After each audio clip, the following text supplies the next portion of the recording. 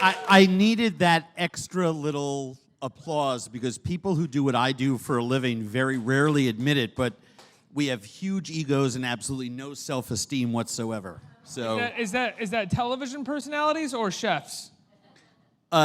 Jewish nebbishes from New York that somehow wound up with a gift from God. No, I think it's television people. I have found that to be true. Large egos, no self-esteem. We're all Pagliacci. We're dying inside. It doesn't mean that we're not building on esteem issues and some of it comes off. I mean, there's braggadocio and self-confidence and hubris and all the rest of that. But I think everyone lies in constant fear every day that they're not who they are. They're really a modern version of Icarus. You're going to get found out. Do you know who that is? Well, you're going to fly too close to the sun with the wrong equipment and fall to earth and splat. And it's all going to be over very quickly. Here I am, I'm flying. The whole world is looking at me. And in fact, it's the emperor has no clothes. The feeling that you might be taking this for granted or not be realizing how great it actually is. And I think just one wrong decision and it could all go the other way. Well, we're all, life is seconds and inches, right? None of us are immune from that.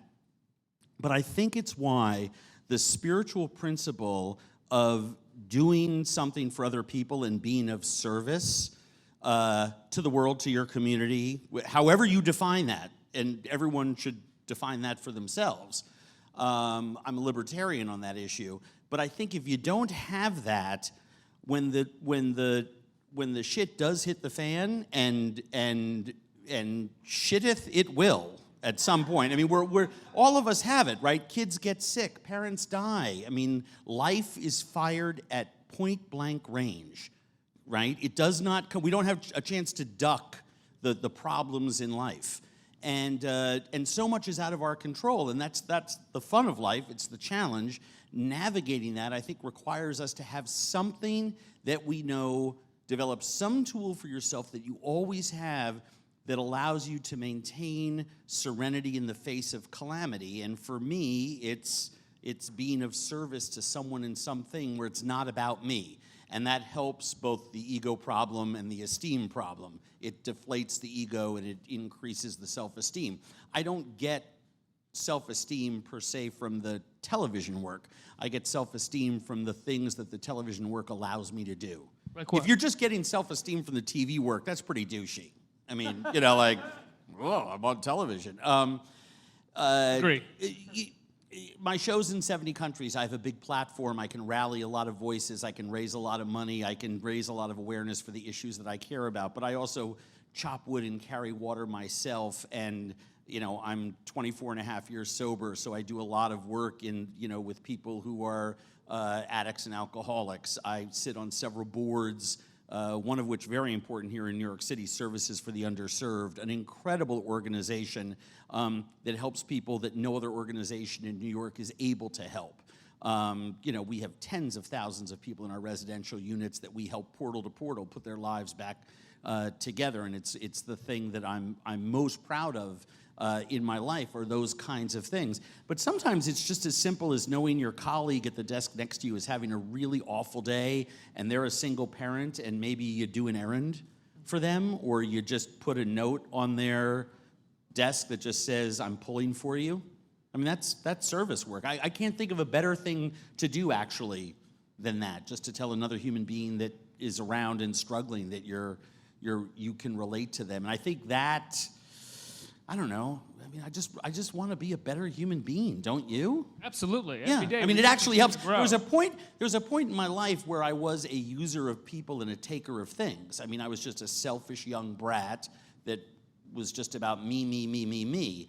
And I didn't get happy, and I didn't have any kind of success, however you measure it. Money, relationships, things. I mean, just nothing was working when that's what I was doing.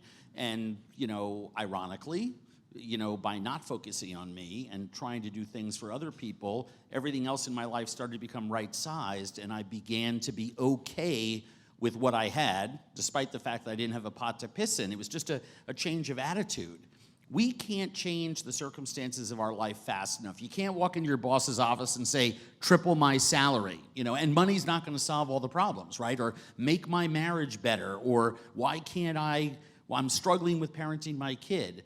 But we can change our attitude about those things. It's actually the only thing we can control as human beings. So it's, just oddball stuff I learned from the road, talking to shamans in the middle of tribal Africa.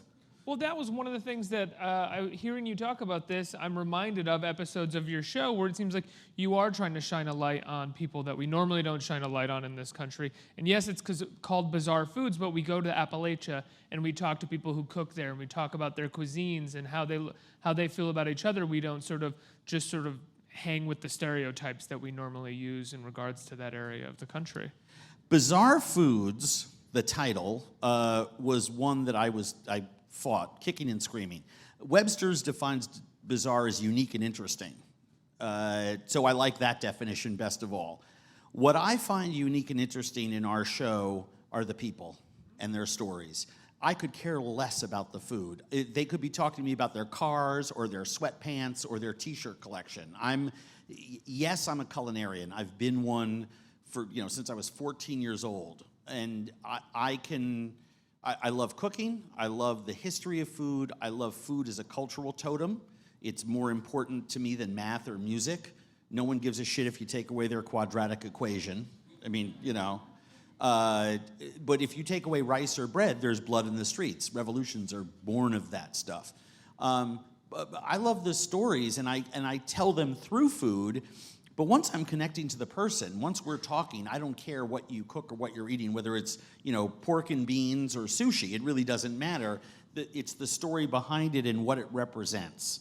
And what I'm trying to do with the show, and when you've had success on television, you can keep changing the show towards your original vision. You have changed this. You have sort of remodeled the show every now and then. Every year. Yeah. Every year I tilt it further away. I went in 13 years ago to sell the show to a travel channel that was then owned by Discovery, and it was 85% education and 15% entertainment, and they said, you wouldn't even be able to sell that to PBS, and if you did, you get the love and applause of 10 of your peers, and you're gone. But if you switch the model around and do 75% entertainment, and you seem like a somewhat entertaining guy, and put 25% of intelligence through it, you might be able to reach a lot more people. And so I said yes to that deal, and all of my colleagues and my family, said, well, you've made a Faustian bargain. You have sold your soul, right? You're commercialized. You have this incredible idea. I looked at it the exact opposite. I was selling a Trojan horse because I knew by observing the industry around me that food and travel television was not about the places. It was a branded personality business, and it was turning into one really fast. Now, this is 13 years ago when I first kind of started to get the opportunity to do the pilot for this show, right? So in those days, Tony hadn't even done a cook's tour. travel TV didn't look like mine, and there was no food travel hybrid at all. Now it's everywhere. Now that brand and that model of entertainment is it's great. Everywhere. It's fantastic. But selling that then, I knew that it was about the people who were there. I just looked at Food Network and I said, personality, personality, personality, personality. And so I reasoned, the Trojan horse that I sold was, let me pull my horse into the palace gate, and then if the show becomes popular, I will have leverage, and out from the belly will come all of my intelligence soldiers, and we'll just make the show smarter every single year. And I think, personally, audience wants smarter, more premium content. That's my personal viewpoint. And you can still be entertaining and do that.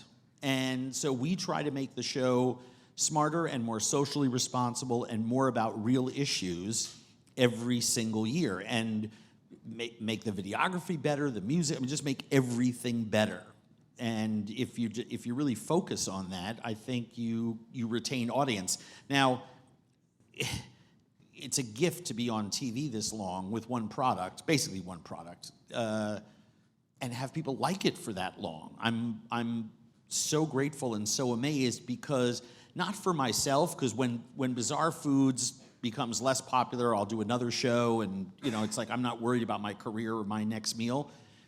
But what I love is going into rural Birmingham to a neighborhood that had a lot of steel mills and a meat and three restaurant called Eagles, that when we went in there to shoot their pork neck stew that's legendary, they had no customers. They were out of business. They just didn't know it yet. Everyone who was working in there was a family member, not drawing a paycheck. I mean, this restaurant was dead, and literally, and figuratively, and yet the food was, it was a toe curler. It was so good.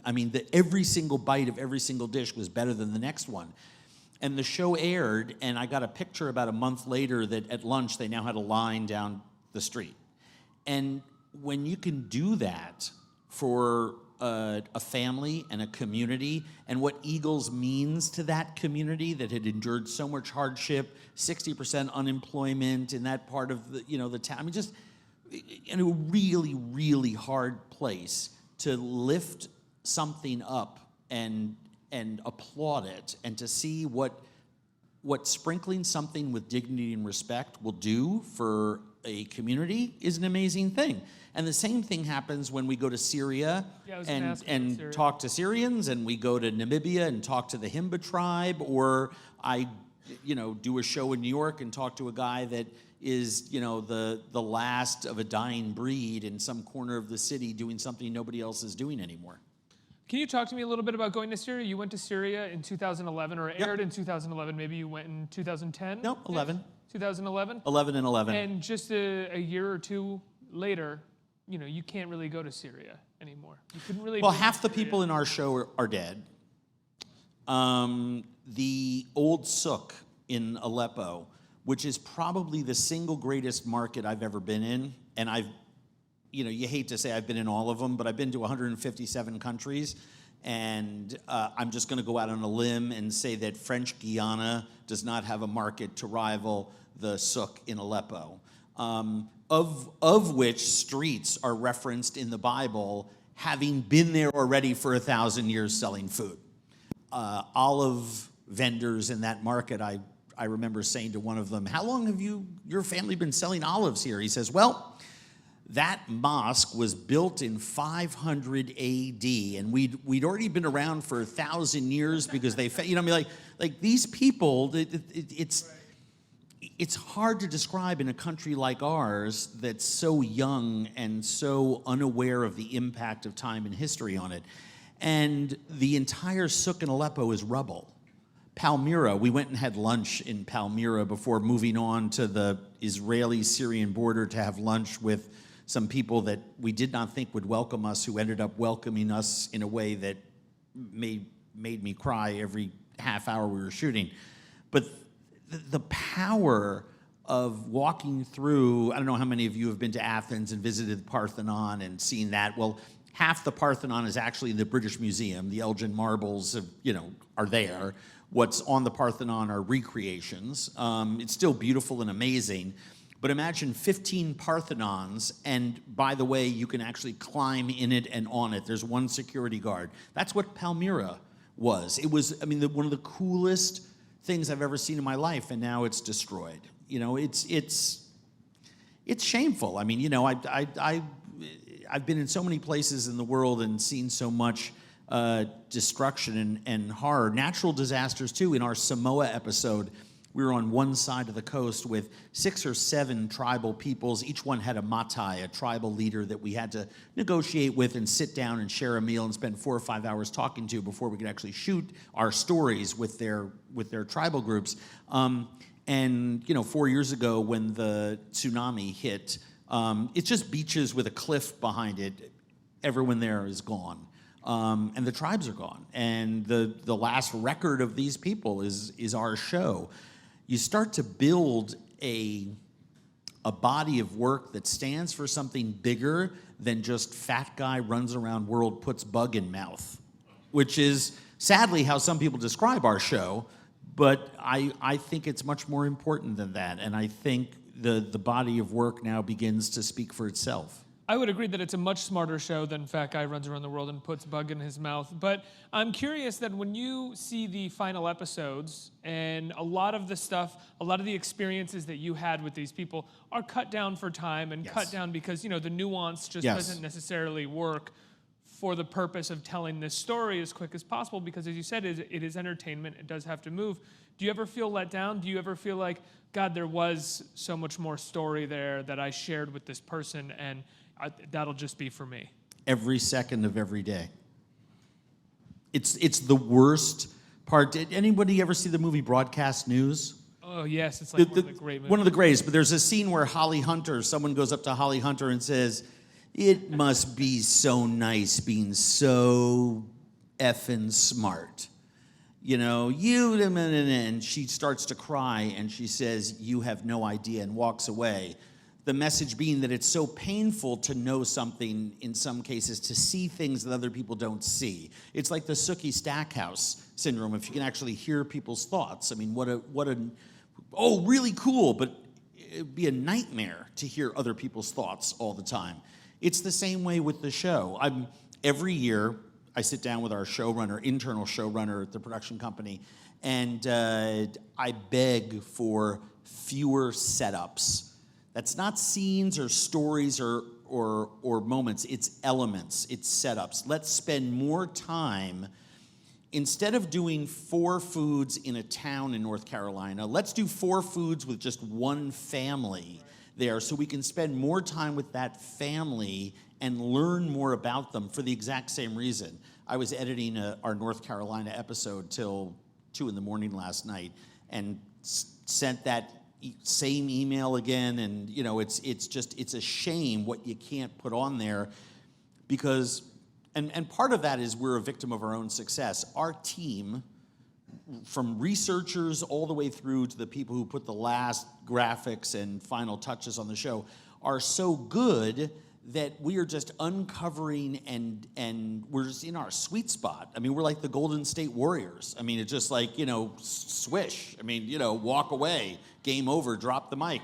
So we know when we go into a little town, whether it's in tribal Africa or in, Kinston, North Carolina, in the down east part of that state, we know that we can get a killer story, and we just want more time. I want to let everything breathe, and to a certain degree we can. To a certain degree you have to keep engaging the fan, because I'm more obsessed as I am with those missing elements and the art of it. I'm more obsessed with keeping the platform alive so I can use the platform to tell the bigger stories in general. People say, well, why don't you, do what you do, in a different format or in a different place, and, why there now, et cetera. And I'm like, I love Travel Channel. I've been there forever. It's going to be my home forever. But the audience that I get to reach is exactly who I'm trying to reach at the exact right size. I mean, we have a really popular show in America. It airs in 70 countries, and I want to keep teaching that group of people. That's my tribe. And if I can just keep teaching, and illuminating and motivating and inspiring those people, then it will go out and have a ripple effect. I don't need to do more. I just need to hold those people I'm already talking to and keep lifting them up, and I think we'll change the world to be a little better. I would also imagine that being at the Travel Channel and sort of being a big fish in a somewhat small pond there, it's not the smallest pond at the Travel Channel. Like you said, you do get to be up till 2:30 in the morning in the edit room working on the show. If you move to a big network and sort of changed your brand to a big network, you might just be the host. Oh, you might not be given the permission, the opportunity. It wasn't. Yes, but also not my point. I've been at Travel Channel for, on air for 10 years. I have no plans to be anywhere else. I'd like to work for the next 10 years for the Travel Channel. And the Travel Channel is growing, and Scripps is growing as a lifestyle network. I just meant in the sense of being on an entertainment lifestyle network telling those stories as opposed to out making, amazing 1-hour documentaries. I see those people, I know those people, and they struggle to get their work seen. I have the opportunity, thanks to Travel Channel and Scripps and their size and heft, to reach 100 million people at a time with my message, who will see me with the himba. I'd rather have the audience see what I have time to put on with the himba than have 100,000 people see my 2-hour documentary that has everything I want on there about the himba. Does that make sense? Yeah, that makes Yeah. perfect sense. How often do you find that people are somewhat shocked and surprised, even if they have seen the show, at your philosophical take on the work that you do when you're the host of a show called Bizarre Foods? You have such a passion for it. You're philosophical about how you're telling these stories. I imagine people would hear Bizarre Foods on the Travel Channel and wouldn't immediately get that impression from you, or wouldn't really immediately assume that.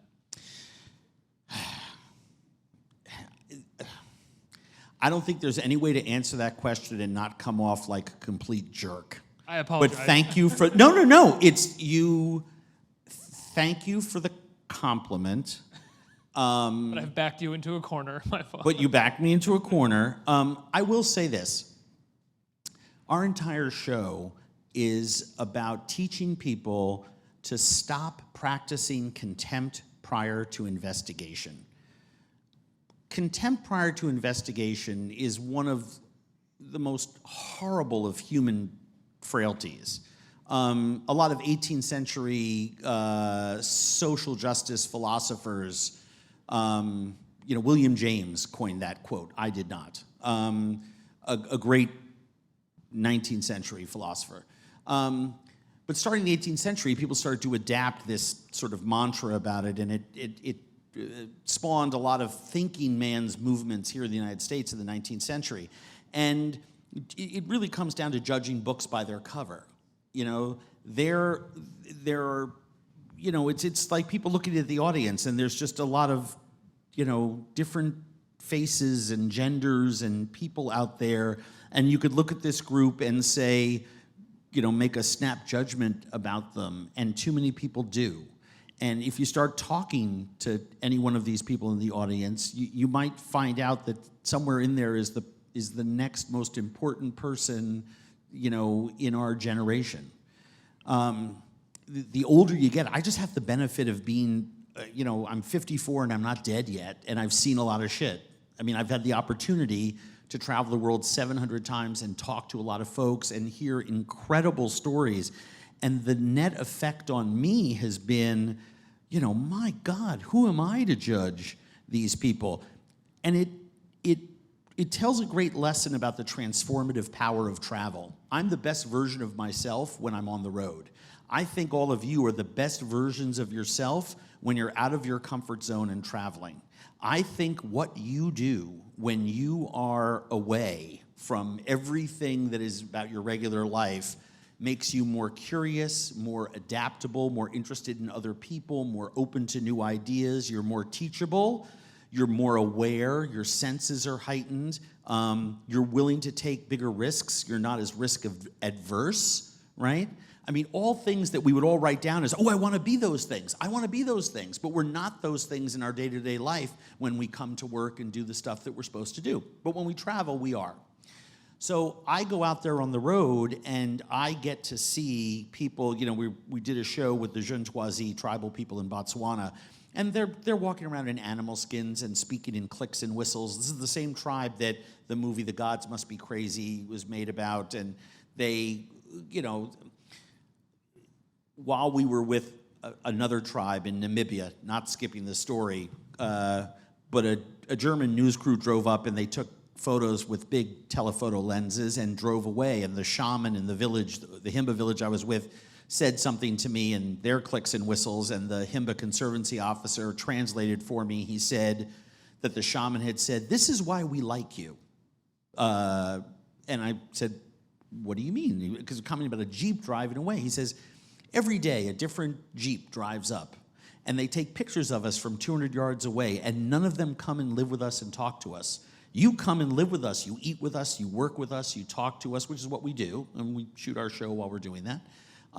"You're interested in us. You treat us with respect. And so we respect you. And that night he gave me his youngest daughter as a gift. It's in the show. It's in the show. It was a fantastic gift. I explained to him I was already married and that my current wife would have a lot of problem with that. I was showing him pictures on my phone, and he said to me, "Oh, you have many fields." It was my green lawn in front of my house. He said, "But why do you not have any animals? You have such great grazing land." And I felt like I was in an episode of F Troop, and I was talking to one of the Hakawi. I mean, it was really, really funny. And he's like, you have much land. Why do you not have animals to graze? I said, "We have a dog and a cat." He goes, "Oh, you were wasting your land." Just to him, he couldn't conceptualize this. But when I was with the Botswana, in Botswana with the Juntoisi, they make rope from local reeds and plants. When they need to use rope, they make it, and then they hang it. They don't have individual possessions. They have common possessions. They share possessions. So nobody owns anything in the tribe except their clothes. And the ropes hang on this tree in the center of the boma, and they're used. And so we used the rope to make some snap snares, to catch some birds, to eat the birds, and we did. It was really dramatic, and I wanted to be helpful, so I took out my knife, and I went to cut the rope to set the bird free so that we could put it in our bag and take it home and cook it. And they freaked out. And I was like, "What did I do? What did I do?" And they're like, "Why are you cutting the rope?" And I'm like, "Twine. It's in like 7 drawers in my kitchen. Christmas tree on the top of the station wagon. Cut it, throw rope away." And they're like, "We use that rope until it falls apart. Right. You are not treating the earth with respect." And they walked away shaking their heads. They saw in that simple act a failing of mine, a character defect, a flaw that was a major deal. And I thought about that, and I was like, they're absolutely right. I mean, it was brutally honest, All I want to do is cut the rope and be helpful. So there I am making an excuse. I'm just trying to be helpful. Don't be mad at me. And they were looking there saying, "You don't think right." I came home. I have been the greenest son of a bitch since that day. I mean, I'm the guy that walks around picking up paper in my neighborhood. I mean, it's like you can't get any greener than me. Travel transforms you. You have experiences like that. I can't shake that image in my head. And because of continuing to live with them and talk to them about that failing and stuff, I was led in on other things in the show that resulted in me being part of a tribal experience where I had an out-of-body experience, where a shaman went into my head and read my life story and then said it back to me. I mean, I thought I was talking to David Blaine. I mean, I was like, there's a gimmick here. Something's happening. I'm on candid camera. This guy can't know these things about me. And I had learning moments in that show that boggled my mind. I learned so much from these simple people. And folks would look at them and say, "Well, these guys are running around in loincloths and shooting little arrows without flights on them. I got a Tesla. I make $250,000 a year. I got a corner office at the ad agency. What can this guy teach me?" And in the tribal world, everyone in there is a diplomat and a soldier and a farmer and an architect and a husband and, a pharmacist and a chef. I mean, the skill set in the tribal world is massive. And if you are not good at all those things, the tribe exiles you. So we just don't brush up against these groups enough. And so through my opportunity to tell those stories, I've been able to take a work in progress in my life, one that was really defective to begin with. I mean, you talk about grateful, right place, right time.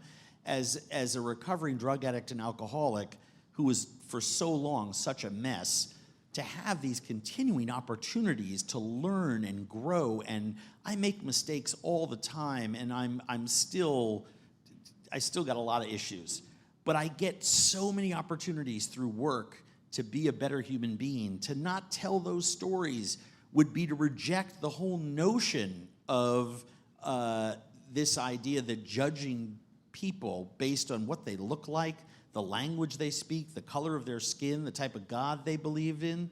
I mean, what a horrible way to go through life. And so I'm just trying to share that with the rest of the world by being a fat guy going around the world eating bugs. It was a pretty incredible answer. Thank you.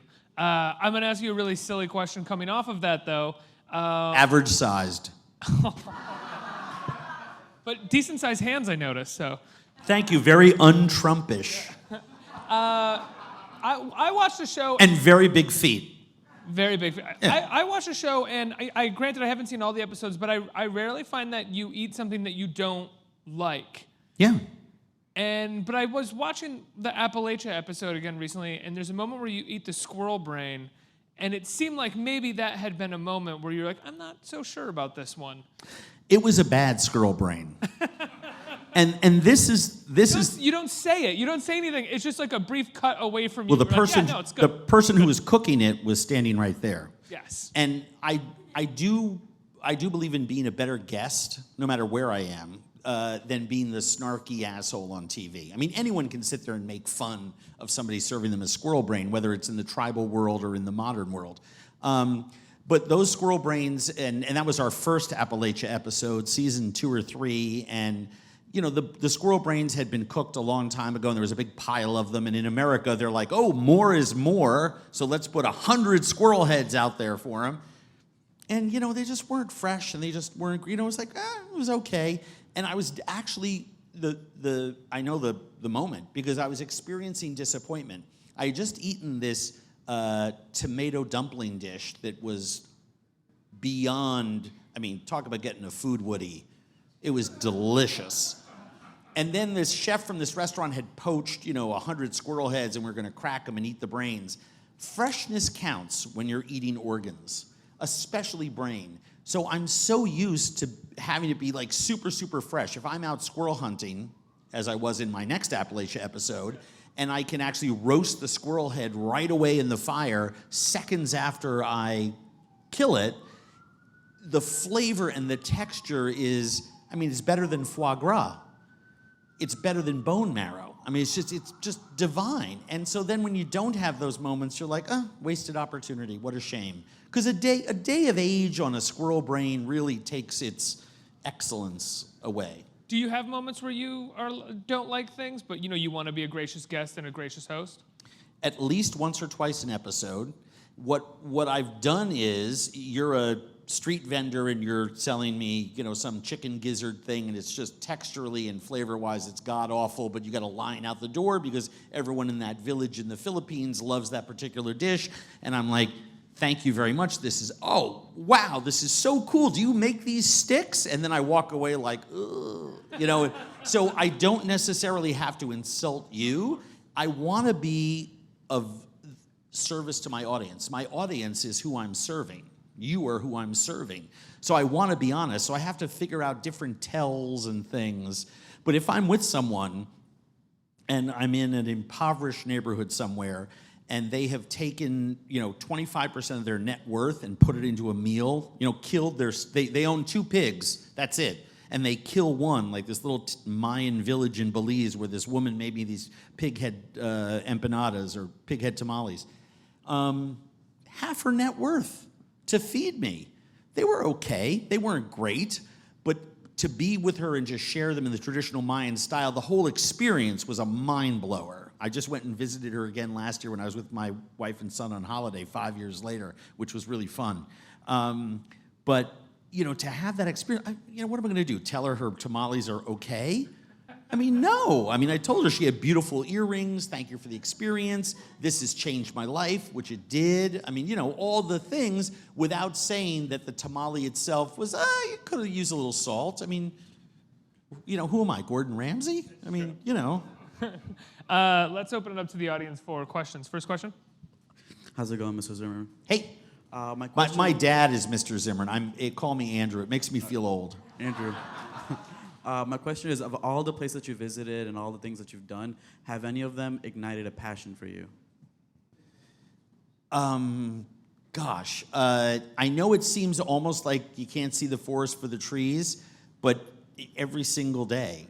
Everything that I do is about the passion. People always say, what's the best thing you've eaten on the road? And my answer is always where I've just come from, because I'm a bright, shiny objects person. What I just did is so fresh in my mind, and I've just had such incredible experiences, and they're so fresh that those are the ones that I'm most passionate about, and they're the ones that are teaching me the biggest current lesson in my life. So having just come back from Sweden, that was I could talk about it forever. It doesn't mean that it's any better or worse than the other experiences. So I always have the most passion from what I've just done. Does that make sense? Next question. Hi, over here. Hi. Hi. Do you have any most memorable dishes from the show that you remember, or like a favorite dish, or like a top 3? Oh my God, yes. I mean, just random ones that come to mind. Being in the Pacific atoll of the Samoan Islands and having giant tuna collars. We all get those hamachi collars in Japanese restaurants. Well, imagine one from a 400-pound fish that tribal people have pulled out of the water, and they do different things with all the fish and all the different parts of it. And then they grill the collar over coconut husks, and they baste it with coconut water that they've boiled down with their version of brown sugar and soy sauce that they've traded for in the village, right? And so they have this sort of like glazed Polynesian-style tuna collar that looks like something Fred Flintstone would eat. Those kind of things that I'll never have a chance to eat again. Wild animals in the Amazon with tribal people that I don't even know, that taxonomically we don't even know what the animal is or was. Pierre Gagnaire, one of the greatest chefs of the last 100 years, being in his kitchen and spending the day with him, or Ferran Adria, or Yannick Aleno, we've shot in more 3-star Michelin kitchens than any other show in television over the last 11 years. And I'm in the kitchen with those chefs for an entire day, and Pierre Gagnaire was feeding me with his fingers, and I had to, at one point, I thought it would be awkward if I just started licking or sucking on them. He might interpret it as something sexual, but I almost was just like, I've died and gone to heaven. Pierre Gagnaire is putting food in my mouth with his fingers. So I have those moments all the time, and it's those once-in-a-lifetime sort of things. That being said, the first time I went to Vietnam and I tried tiny little birds, they were little sparrows gutted with the stand vendor's fingers and deep fried and served 5 to a bag with fish sauce and rock sugar and chilies. Now I recreate that all the time. I catch little birds with nets and I fry them at my house. That doesn't make me a bad person, does it? But luckily I live in Minnesota and not around the corner here. But I'm influenced so much by the foods that I eat and try, and I have so much respect for some of these things. I get to try some of the best things from home cooks in little tiny Cambodian villages, or the best restaurants in the biggest cities around the world. So you can't help, especially being someone who loves food as much as I do, but not recreate those. Little spicy fried birds just might be the greatest thing ever. Andrew, I have to let you go. When can people see the premiere of the show? I think it's Tuesday, June 21st, only on Travel Channel. Luckily, Tuesday nights have sort of become a tentpole Andrew Zimmern night, so there's lots of new content every Tuesday night, 52 weeks a year, and great reruns of great episodes on Tuesdays as well. But there's lots of new content because I have like 4 or 5 shows and 2 more on the way. But Bizarre Foods, the best 8 shows we've ever made are in this half season, coming up, premiering in June, and then It's right a bold after. statement. Well, it gets better every year. You watch them and see what you think. And then in August, we're premiering Driven by Food, which is a new series that I created for Travel Channel and actually got to make myself, that I'm really excited about. And more information about all things Zimmernish at andrewzimmern.com. Awesome, Andrew. Thank you so much for being here. Thanks for having me. Thank you.